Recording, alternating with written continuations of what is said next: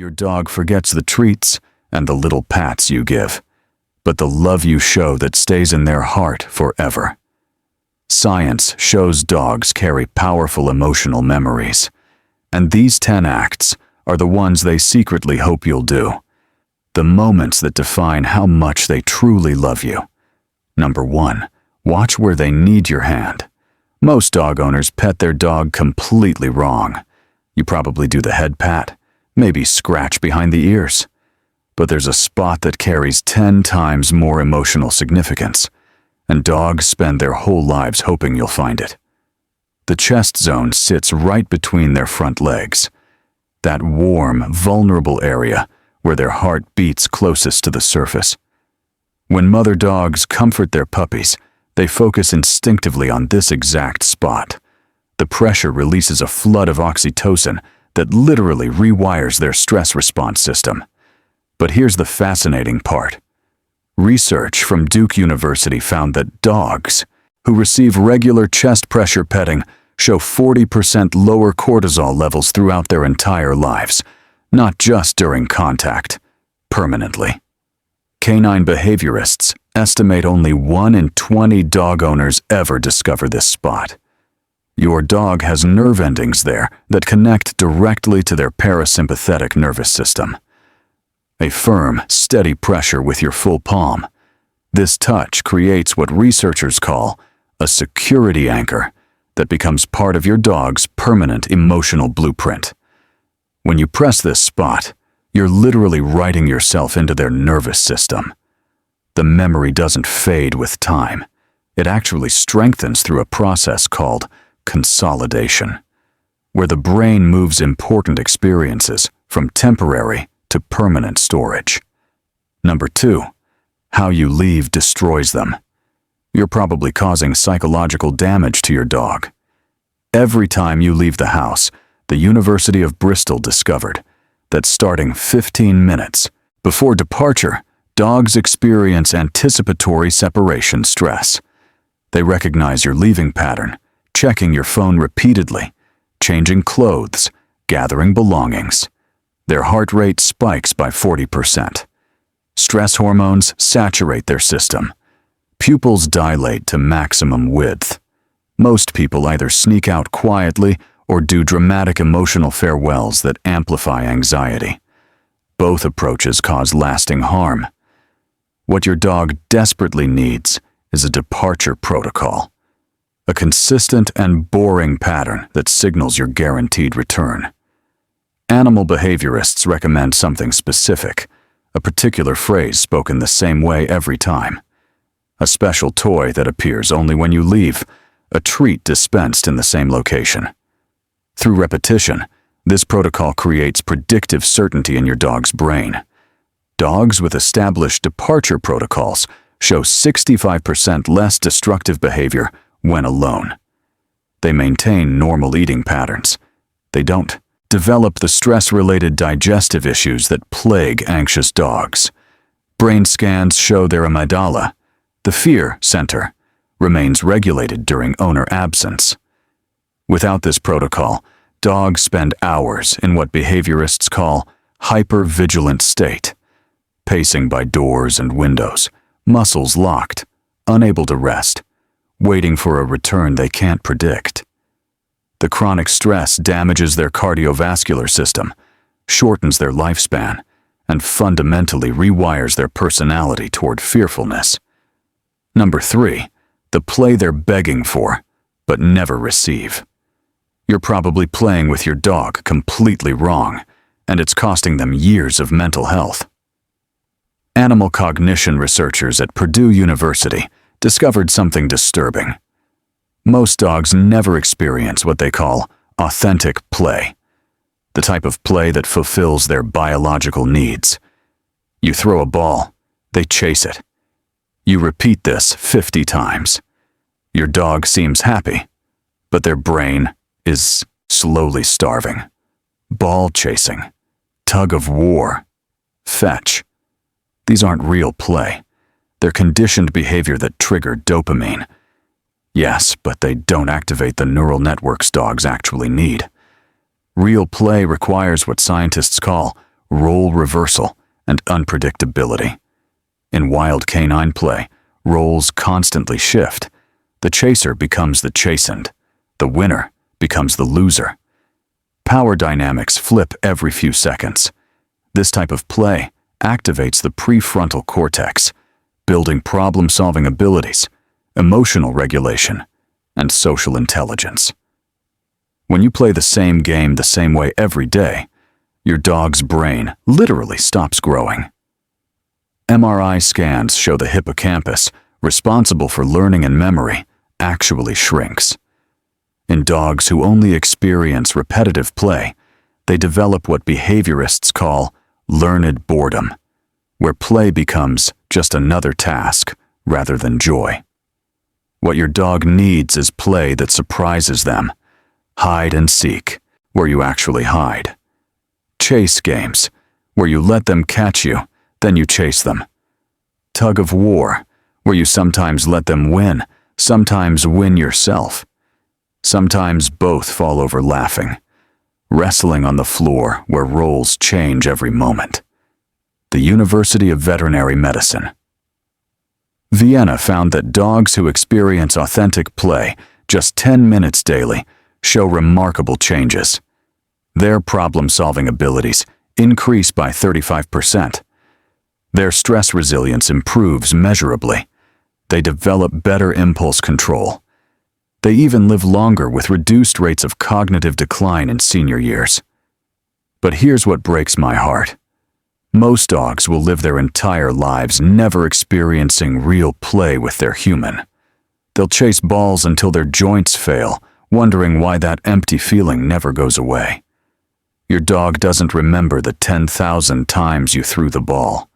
They remember the 3 times you played like you meant it, like you were really there, like you were pack. Number 4, the apology they'll never forget. You've hurt your dog's feelings, and you probably don't even know it. Kyoto University researchers made a breakthrough discovery using thermal imaging cameras. When dogs experience emotional pain from their owner, their body temperature drops in specific areas, the exact same physiological response humans have to social rejection. You stepped on their paw and walked away. You yelled at them for something they didn't understand. You pushed them away when they tried to comfort you. Each moment registered as betrayal in their limbic system. But here's what's remarkable. Dogs are the only species besides humans that accept and understand apologies. A study from the University of London found that dogs can distinguish between accidental harm and intentional harm, and they desperately need acknowledgement when hurt happens. Most owners either ignore the incident, assuming dogs forget quickly, or overcompensate with treats, which confuses rather than heals. What your dog needs is a genuine apology ritual. Get down to their level. Make soft eye contact. Use a calm, regretful tone. A simple, "I'm sorry. That was my fault," while gently touching them. Research shows dogs process apologies through a combination of tone, body language, and timing. When apologized to within 60 seconds of an incident, dogs show immediate cortisol reduction. Their body language shifts from guarded to open. Tail position lifts. Ears relax forward. But dogs who never receive apologies for repeated hurts develop what behaviorists call learned weariness. They become hesitant around you, always slightly on edge, never fully trusting that safety will last. Your dog doesn't hold grudges, but they do hold memories. An apology doesn't erase what happened, but it teaches them that when harm occurs, repair follows. This becomes their template for relationship security. Number 5, the sleep proximity that changes their world. Where your dog sleeps is destroying their mental health. And the science behind it is startling. Animal behavior researchers at Canisius College studied over 1,000 dog owner pairs and discovered something that contradicts decades of training advice. Dogs who sleep in close proximity to their owners, whether in the same room or on the same bed, show dramatically different brain development compared to dogs who sleep in isolation. The research revealed that dogs sleeping near their humans enter REM sleep 60% faster and spend 40% more time in deep sleep cycles. During REM sleep, their brain consolidates memories, processes, emotions, and quite literally grows new neural connections. Dogs forced to sleep alone show chronic sleep fragmentation, waking up 12 to 15 times per night on average, listening for threats, checking on their pack. This fragmented sleep has devastating consequences. The University of Pennsylvania found that dogs with chronic sleep disruption show cognitive decline at half the age of dogs who sleep near humans. Their memory formation suffers. Problem-solving abilities decrease. Even their immune system weakens from lack of restorative sleep, but it gets darker. Dogs who sleep in isolation produce elevated cortisol throughout the night, a stress hormone that ATI chronic levels literally shrinks the hippocampus. They're spending 8 hours every night in a biochemical state of abandonment. Veterinary behaviorists report that many behavioral issues, aggression, anxiety, destructive behaviors, significantly improve when dogs are simply allowed to sleep near their humans. The proximity doesn't require bed sharing. A dog bed in your room provides the same neurological benefits. Your dog's nervous system needs to know you're there, that the pack is together, that they're not the lone sentinel guarding against invisible threats. In the wild, pack members always sleep in contact or within sight of each other. Isolation during sleep goes against millions of years of evolutionary wiring. Number 6. The daily routine they're desperate for. Your dog needs something from you that has nothing to do with walks or treats. Swedish researchers using behavioral tracking discovered that dogs who experience consistent daily routines develop stronger hippocampal connections. The part of their brain that processes time and prediction actually grows, creating neural pathways that didn't exist before. But wait, there's something darker here. Dogs who grow up in chaotic, unpredictable homes show the same neurological patterns as dogs with anxiety disorders. Their brains literally deteriorate from lack of structure. Your dog needs you to be predictable. Studies show dogs can anticipate events up to 30 minutes in advance based on your behavioral patterns, and they use hundreds of environmental cues you don't even realize you're giving. Not rigid schedules, though. That military precision actually increases their stress by creating performance pressure. They need consistent rhythms, the same general flow each day. Feed them around the same time. Walk them at similar intervals. Have a bedtime routine they can count on. Here's what shocked researchers. Dogs know when their routine is about to be disrupted days before it happens. They recognize stress patterns just from subtle changes in your behavior. In households where routines constantly change, dogs develop what behaviorists call learned helplessness. They stop trying to predict anything altogether because they've learned the world is fundamentally unreliable. Number 7. The eye contact that heals or harms. You're looking at your dog wrong, and it's either building an unbreakable bond or creating invisible trauma. A groundbreaking study from Azabu University in Japan discovered that eye contact between dogs and humans triggers the same oxytocin feedback loop that bonds mothers to infants. When you lock eyes with your dog in a soft, loving gaze, both your brains flood with oxytocin. Your dog's oxytocin level increases by 130%. Yours increases by 300%. This creates what researchers call a positive oxytocin loop, where each individual's oxytocin release triggers more release in the other. It's a biochemical love spiral that literally rewires your brains to bond more deeply. But here's the devastating part. The type of eye contact matters more than anyone realized.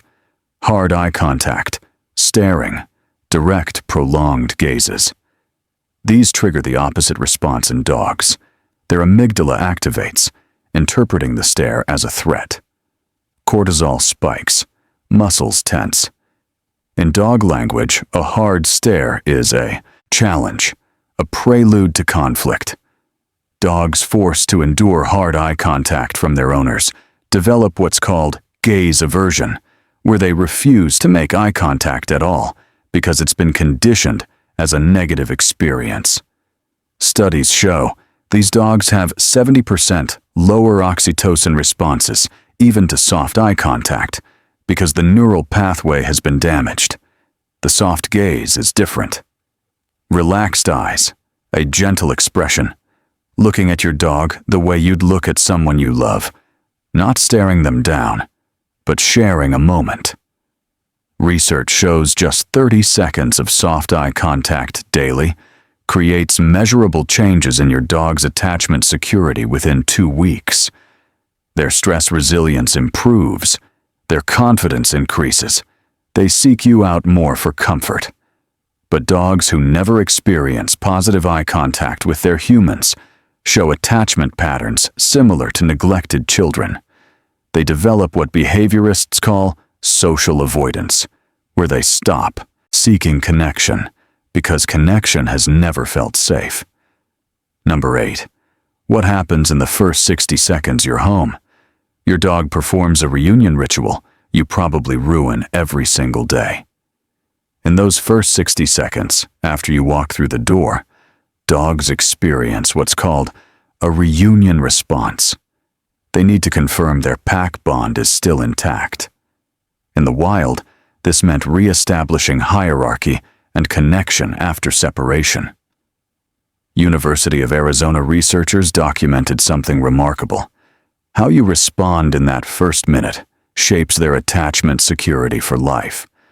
Dogs who receive what they call proper reunion acknowledgement, calm attention, a few spoken words, physical contact at their level, show dramatically different behavior patterns throughout their lives. They display 60% less separation anxiety. They engage in healthier play behaviors. Their confidence in new situations increases measurably. But dogs whose reunions were ignored or met with chaos, they showed increased destructive behavior, heightened anxiety, and something heartbreaking. After an average of just 8 weeks of improper reunions, dogs stopped showing excitement at returns altogether. The neural pathway that drives this bonding behavior actually begins to atrophy through a process called synaptic pruning. Your dog's brain literally stops expecting connection. The greeting doesn't need to be elaborate. You don't even have to make it a big production. A calm, hello, getting down to their level for a moment. A brief chest rub, even just acknowledging them before you do anything else. These small gestures activate their attachment system and tell them they still matter most. Number 9, the presence they crave but rarely receive. When your dog is sick or injured, they need something from you that most people completely misunderstand. Sick dogs don't just need veterinary care. They need what researchers call attended rest. This stems from pack behavior in wild canines. Injured pack members would rest, while others stood watch, providing protection without interference. University of Georgia found that dogs who receive appropriate illness support show measurable differences in recovery. Their C-reactive protein levels, a marker of inflammation, drop 30% faster. Pain indicators normalize sooner. Energy returns days earlier. But here's what appropriate actually means.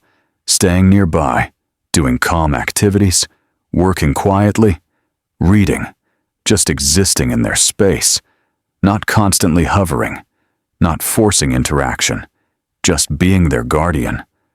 The presence of their bonded human triggers the release of endorphins, natural pain relievers that strengthen healing.